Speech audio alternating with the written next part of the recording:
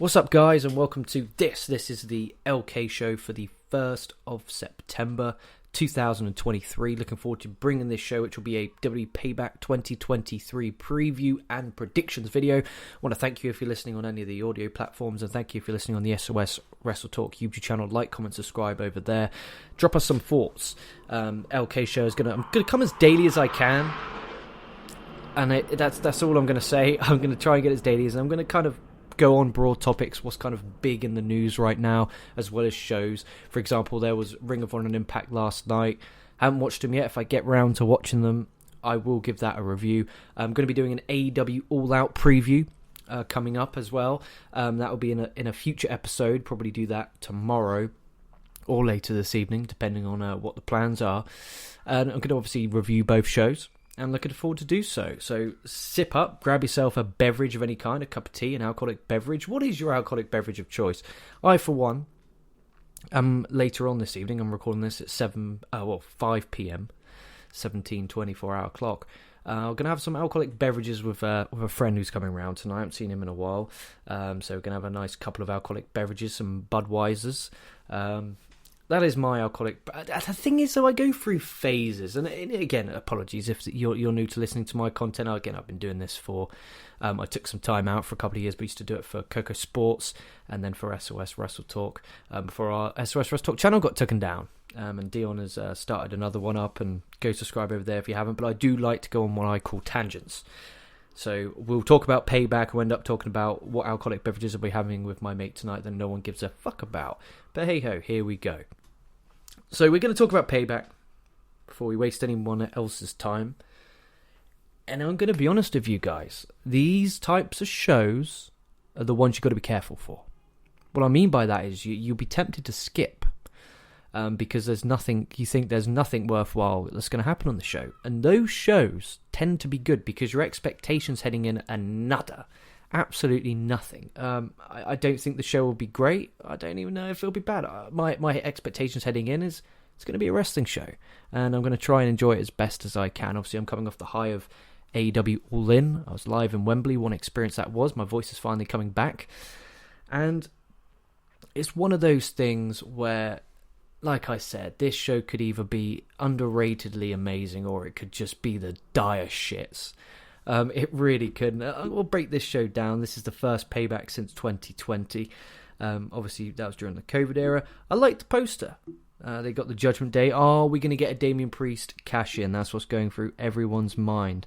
And this will be taking place September the 2nd. Watching it on the WWE Network here in the UK, or Peacock over in the United States of America. So we've got no pre-match. Again, I'm recording this Friday before SmackDown, and potentially could do a SmackDown review tomorrow, depending on time constraints. But so I'm going on Wikipedia, all right? That is the kind of professional that I am. I use a source like Wikipedia. There's 6 matches announced so far. Some of these could be good, some could be shit. So Kevin Owens and Sami Zayn will be defending the undisputed WWE Tag Team Championships in a Steel City Street Fight against the Judgment Day.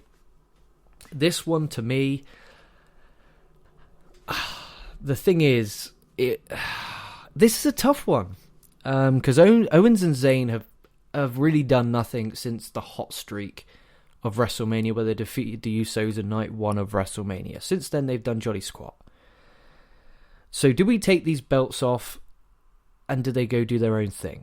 Lo and behold, do they feud again? I mean, how many times have we had to see that? I mean, it makes sense because you got, 2 big stars, put them in the tag division. But obviously, Judgment Day are teasing kind of the breakup within the group. And I wouldn't be surprised if they lose here, and that Priest and Balor go on to feud, potentially even for the World Championship. That's always a possibility. Could get a 3-way at the next pay-per-view. What is the next pay-per-view? So there's the NXT No Mercy, and then it's Fastlane. Fucking Fastlane. That's a show I never thought I'd fucking see again. But here we are. So it's...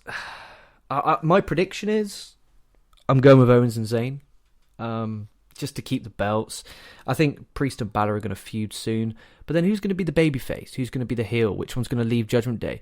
Heck, the heel and face dynamic is kind of dead in wrestling. I mean, look at MJF, biggest heel in the business, getting cheered by 81,035 people in Wembley Stadium.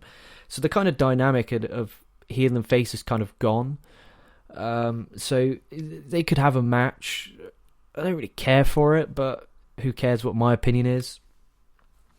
It just does stuff for Damian Priest, I guess. I tried watching Raw on Tuesday, and I got 10 minutes in, and they're doing these it was difficult to watch. I think I need to start getting, once I start doing this show routinely, it's motivation to kind of watch the stuff, because when you got no motivation to watch anything, it's very difficult. I'll keep up with the AEW, I'll keep up with the New Japan and the Noah stuff that's happening, but I do struggle. So having this show really should get me back on track in my WWE viewing habits. And unless you guys hate me talking about WWE and want me to talk anything but WWE, then please let me know, and I'll gladly not do so. But if you guys, it's the mainstream thing, it's watched by the most amount of people every week, so I thought I'd give my 2 cents on it. And even if you guys don't want me to talk about WWE, I'll still do the pay-per-views. So I'm going with Owens and Zayn. What do you guys think? Let me know down below in the comment section or on Twitter. Then we have LA Knight versus Miz, which I'm quite looking forward to. I'm a big fan of LA Knight. I'm still not recovered from the heartbreak that was the Money in the Bank pay-per-view, how they didn't have him win that. But hey, it's WWE, it's Vince McMahon, what are we expecting? Also, shout out Vince McMahon. He's about to be indicted and he conveniently has back surgery. You really got to respect that. So I tilt my cap to you, Vinnie Mac. You little son of a bitch. You got to respect it. So LA Knight and The Miz. Prediction-wise, you have to go with LA Knight here. Miz is established. He could lose every match for the next 10, 15 years. However long he wants to wrestle for, he could lose that. And it wouldn't affect him. He's built up. He's a former 2-time world champion, IC champ, US champ, tag champ, done it all. Ticked all them boxes, main event at a Mania. He's established. You could have LA Knight get a win here, move the fuck on. But I did enjoy, I've seen clips, I did enjoy Miz reenacting LA Knight. I thought that was a really good promo, and they went back and forth. It was a really good promo. So I did enjoy that. But for me, myself, and I'm going LA Knight. It's WWE, so what you want won't happen. The Miz will win, and they'll say, oh, we're building sympathy for him, or some bollocks. Or they'll just keep this program going on for a little longer. I mean, if you got nothing else for LA Knight to do, maybe Miz win by, pulling the tights, or referee distraction, or anything like that. Just give LA Knight the win, move him on. Then we have Rey Mysterio versus Austin Theory for the US Championship. I think this could be alright. They had an Aura match before, so rematch for the belt. I think Mysterio does win, and I think he keeps the belt, and Austin Theory goes on to do something else. Not really much to talk about there. Rhea Ripley versus Raquel Rodriguez for the Women's World Championship. Ripley wins. No need to take the belt off her here. Expecting a good match. If these two girls go at it and absolutely beat the pummel out of each other, I think it could be a good match. So my expectations are this should be good. So touchwood, Rhea Ripley gets the win, keeps this belt, keeps the title reign going, and then moving on to other things. And then we have Becky Lynch versus Trish Stratus in a steel cage match. Please let this be the feud ender.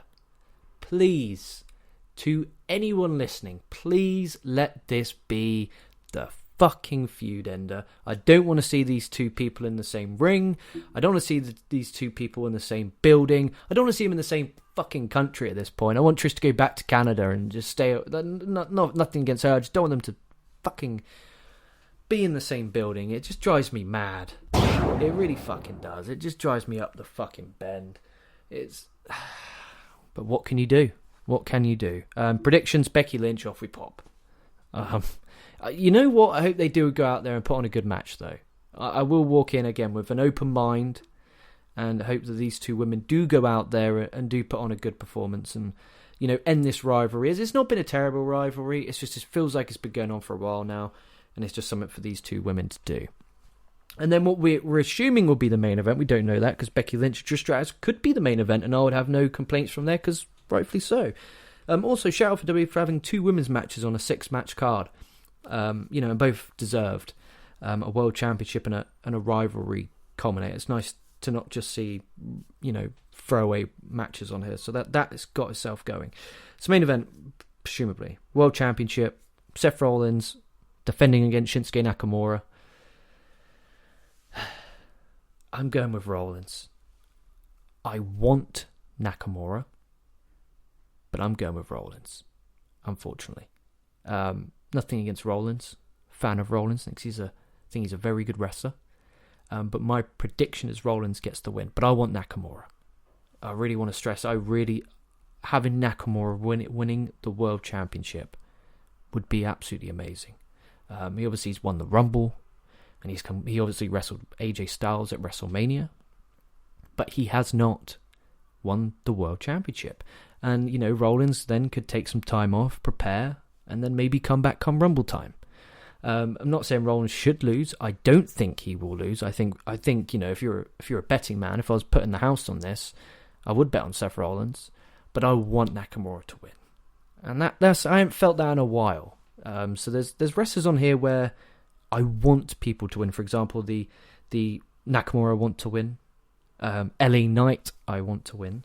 So that they've got that going for them, I guess. So 2 out of the 6 matches, I guess, I'm invested in.